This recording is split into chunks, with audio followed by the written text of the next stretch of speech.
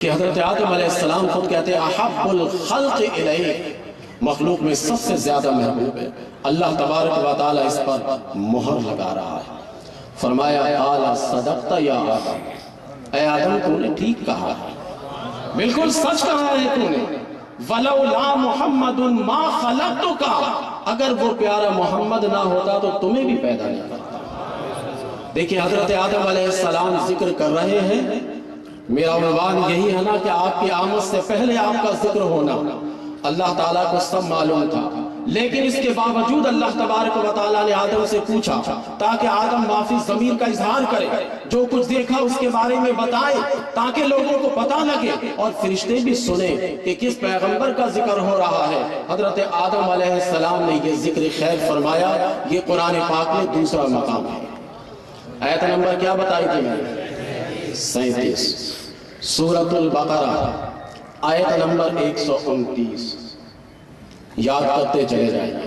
یہ میں وہ ساری آیتیں آپ کو بتا رہا ہوں جن آیتوں سے یہ ثابت ہے کہ سرکار کے آمد سے پہلے سرکار کا ذکر ہو رہا ہے۔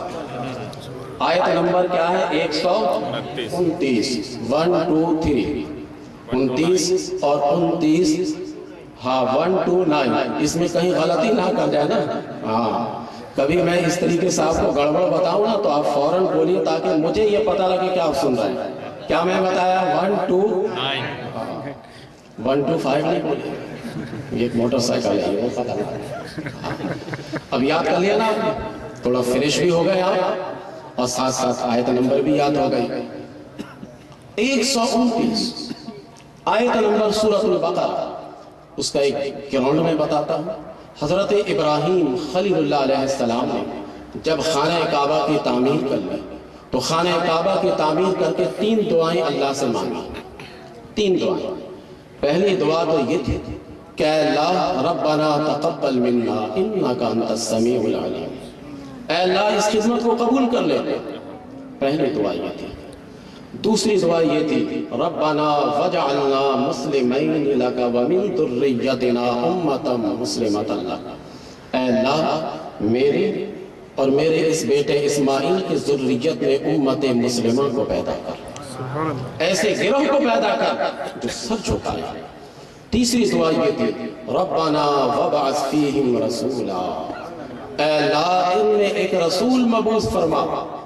جائیے ساری تفسیر کی کتابوں کو اٹھائیے، سارے مفسرین کرام یہی لکھتے ہیں کہ رسول سے مراد محمد عربی صلی اللہ علیہ وسلم ہے، اللہ کے پیارے رسول صلی اللہ علیہ وسلم ہے، نبی آخر الزمان صلی اللہ علیہ وسلم ہے۔ اچھا ایک بات یہ بتائیے کہ جب اللہ تبارک و تعالی عالم ارواح میں نبیوں سے وعدہ لے رہا تھا تو کہہ رہا تھا ثم جاءکم رسول، تو وہاں حضرت ابراہیم علیہ السلام تھے یا نہیں تھے؟ تھے نا۔ حضرت ابراہیم علیہ السلام یہ تھے تو حضرت ابراہیم علیہ السلام کو تو مکمل یقین ہونا چاہیے نا کہ وہ نبی آخر الزمان آئیں گے، چاہے ہم دعا کریں یا نہ کریں۔ لیکن اس کے باوجود وہ دعا کر رہے ہیں، دعا اس لیے کر رہے ہیں تاکہ اس نبی آخر الزمان کا ذکر خیر ہو جائے، آنے سے پہلے ان کا تذکرہ ہو جائے، اس وجہ سے وہ ذکر خیر کر رہے ہیں آنے سے پہلے۔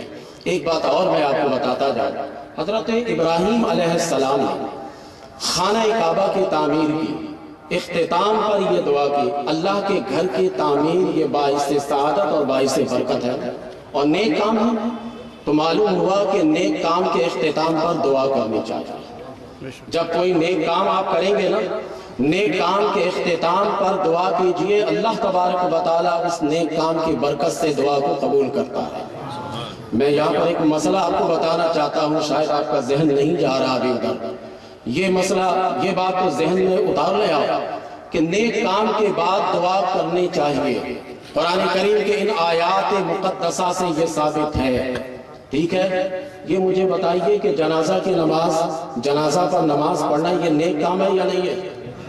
بالکل۔ تو اس کے جنازہ پڑھنے کے بعد دعا کرنی چاہیے یا نہیں؟ کرنی چاہیے۔ جو نہیں کرتے وہ جنازہ پڑھنے کو نیک کام نہیں سمجھتے، ٹھیک ہے نا؟ پڑھنا ہی نہ کریں۔ دلائل ولائل کی بات بعد میں چلے، بھائی کہو قرآن پاک میں لکھا ہے کہ حضرت ابراہیم علیہ السلام نے کعبہ کی تعمیر کی اور تعمیر کرنے کے بعد انہوں نے 3 دعا کی، جاؤ جا کر قرآن پاک پڑھو۔ اختتام کعبہ پر انہوں نے وَإِذْ يَرْفَعُ إِبْرَاهِيمُ الْقَوَاعِدَ مِنَ الْبَيْتِ وَإِسْمَاعِيلُ، ہے نا یہ جب خانہ کعبہ کی تعمیر کر لیتے ہیں تو تعمیر کرنے کے بعد جب کام مکمل ہو گیا تو اللہ کی بارگاہ میں دعا کی، تو گویا معلوم ہو گیا کہ نیک کام کے ختم ہونے کے بعد دعا کرنا پیغمبروں کی سنت ہے۔ تو گویا کہ نماز جنازہ یہ بھی نیک کام ہے، اچھا کام ہے، ہم جنازہ پڑھتے ہیں اس کے بعد دعا مانگتے ہیں۔ یہ دلیل سمجھ میں آ گئی؟ یہ دلیل ایسی ہے کہ آپ اس کے سامنے کسی کے سامنے رکھیں جو جنازہ کے بعد دعا نہیں کرتے، الحمدللہ وہ جواب نہیں دے پائے گا۔ اس دلیل پر نقطہ لگ جائے گا لیکن جواب نہیں دے پائے گا۔ نقطہ لگنے کے بعد کیا ہوگا؟ یہی ہوگا، ٹھیک ہے نا؟ تو یہ تو تیسرا مقام ہے کہ جہاں پر اللہ تبارک و تعالی اپنے پیارے محبوب صلی اللہ تعالیٰ علیہ وسلم کا ذکر اس دنیا میں بھیجنے سے پہلے فرما رہا ہے، اور وہ ذکر کرنے والے کون ہیں؟ ابو الانبیاء، ابو الانبیاء یہ ابراہیم علیہ السلام کی کنیت ہے، آدم علیہ السلام کی کنیت ابو البشر ہے، یہ یاد رکھیے گا۔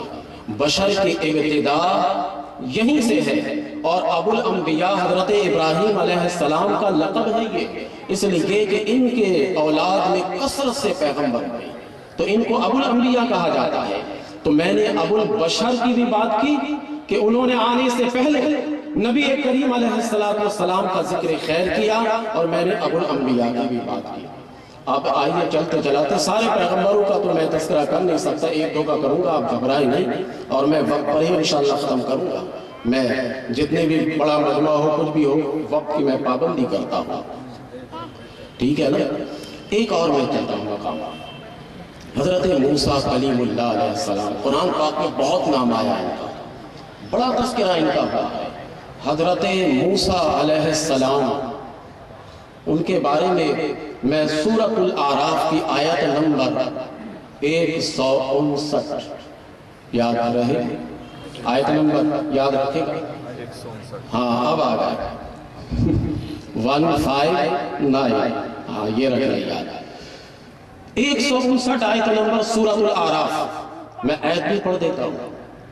وَمِنْ قَوْمِ مُوسَىٰ أُمَّةٌ يَهْدُونَ بِالْحَقِّ وَبِهِ يَعْدِلُونَ، یہ ہے وہ آیت۔ اس کے تحت میں مفسرین کرام فرماتے ہیں کہ حضرت موسیٰ علیہ السلام کہ ایک امت آج بھی اس روئے زمین پر موجود ہے، لیکن اب ہم مجازی طور پر کہہ رہے ہیں، وہ بھی اب امت محمدی ہے۔ چین کے مشرق کے جانب ایک علاقہ ہے، اور اس علاقے میں جب آپ چلتے ہوئے آگے بڑھیے گا تو پہلے ایک نہر آئے گی، اور وہ نہر پانی کی نہر نہیں ہے بلکہ ریت کی نہر ہے، اور اس نہر کو نہر اوراق کہا جاتا ہے۔ اس مشرق کے جانب میں جب چلے گئے، اس نہر اوراق کے پاس جانے کے بعد اب کوئی اس دنیا کا انسان یا کوئی مخلوق آگے نہیں جا سکتی، ٹھیک ہے؟ اس نہر کے آگے نہیں جا سکتی۔ کچھ قدرتی طور پر آکسیجن ایسا ہے کہ وہاں سے آگے اگر یہ انسان گیا تو مر جائے گا، وہ آگے نہیں جا سکتے۔ ہمارے یہاں بھی بہت ساری مثالیں موجود ہیں کہ بہت ساری تحقیقات ہمارے سامنے آ رہے ہیں۔ امریکہ میں تو ایک ایسا سمندر میں خطہ ہے کہ وہاں سے کوئی بھی آبدوز یا کوئی چھوٹے سا جہاز بھی گزرتا ہے تو وہ غرق ہو جاتا ہے، بلکہ جو لوگ تحقیق کے لیے گئے وہ بھی غرق ہو گئے۔ کچھ قدرتی آکسیجن ہے وہاں پر جس کی وجہ سے وہ غرق ہو جاتے ہیں۔